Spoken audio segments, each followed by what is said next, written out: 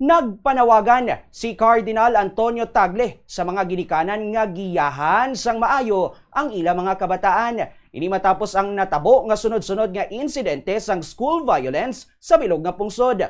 Sunod sa iya, importante nga ipakita sang mga ginikanan amo man ang mga lolo kag lola sa mga kabataan ang makatawo nga pamaagi sa pagpakig-angot sa iban kag paghimo sang husto nga mga desisyon.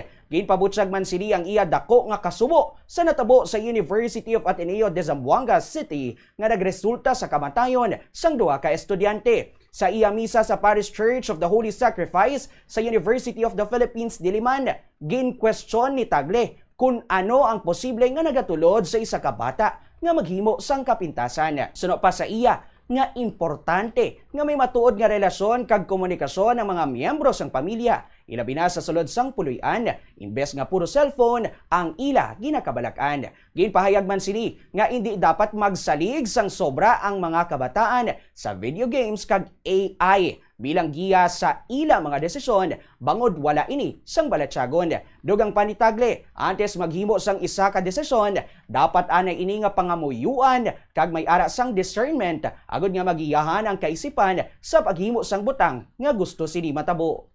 Ipakita po ninyo sa mga bata ang puso na makatao.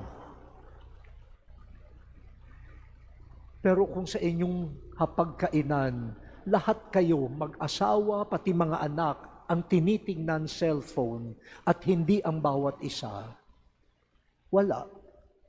Ang kanilang puso ay ginagabayan na ng mga video games, ng mga AI.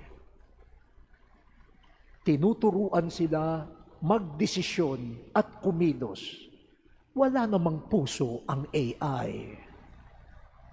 Walang puso ang mga games. Tao lamang ang may puso.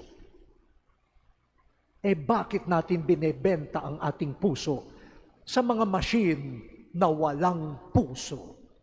Tapos magugulat tayo, bakit parang walang puso ang mga tao? Kasi hindi natin pinahalagahan ang puso ng tao. At ipinapalit natin mga bagay na walang puso.